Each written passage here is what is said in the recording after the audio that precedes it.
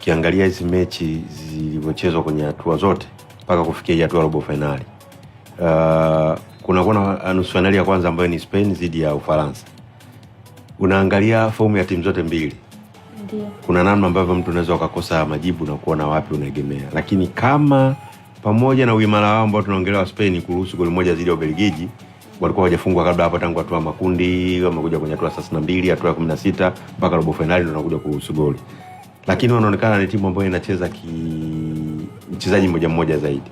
Yaani kuna moment unamwona kabisa Lamine Yamal anapushi, anataka kupunguza mpaka sehemu ambazo pengine angetoa pasi kwa mwenzake angeweza kushinda.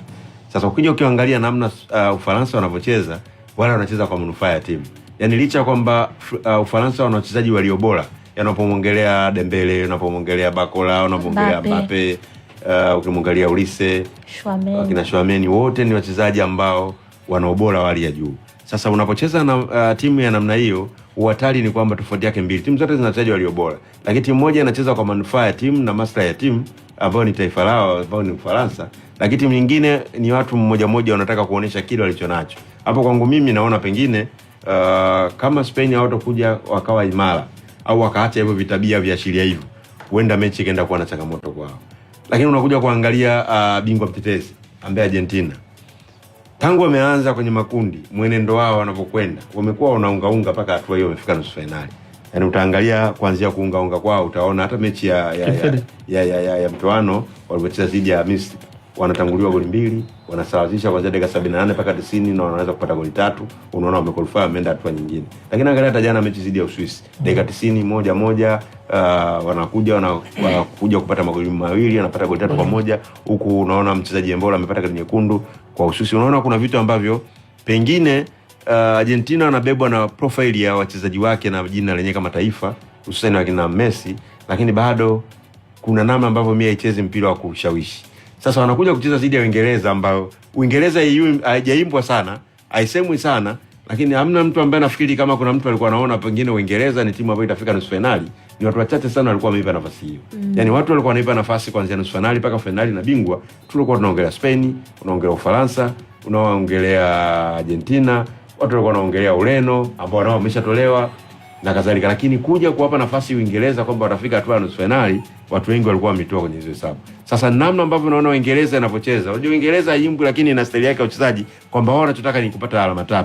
Bila kujali wamecheza kwa staili gani, bila kujali wamedominate vipi mechi, bila kujali wana matukio ya aina gani, lakini wanahakikisha kwamba mechi wa mwisho siku wao wanakusanya alama 3.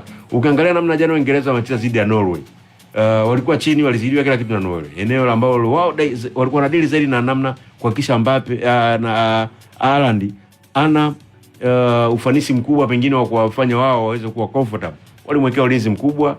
Mechi tulikuwa tunaona kabisa ilikuwa 50-50.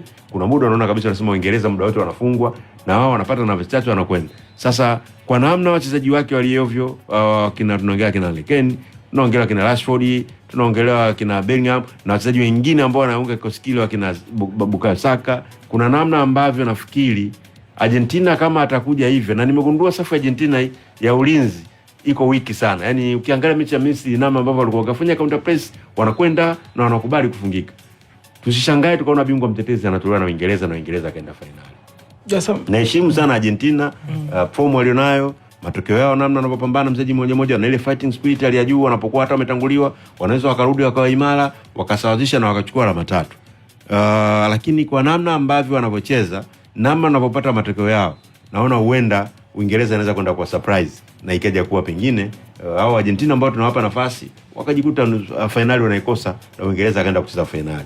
Kwangu mimi naona, lakini viashiria hivyo vipo. Kwa sababu unaangalia wa Argentina tangu wameanza mashindano, hawajakuwa unasema kwamba wanaingia uwanjani na 100% wanaenda kuchukua alama 3 bila kuwa na kikwazo chochote. Angalia mechi zote wamestruggle. Mechi na Misri wamestruggle, mechi ya jana na Uswisi wamestruggle, kitu ambacho pengine katika ile ya kawaida ukiweka kwenye makaratasi na hata ukiweka kinadharia unaona kabisa kwamba Uswisi sio timu ambayo inaweza kwenda kuisumbua Argentina kwa quality ya wachezaji walionao, benchi la ufundi, jumla ya upambanaji, unaona kabisa ulikuwa unaweza kusema pengine Uswisi wanaenda kufunga magoli mengi.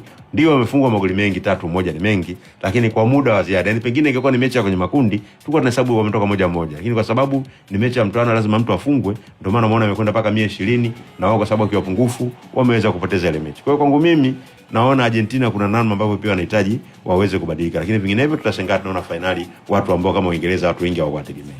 Asema mechi ya Spain na Ufaransa ni miongoni mwa mechi ambazo watu wengi wanatamani sana kuzishuhudia, kwa sababu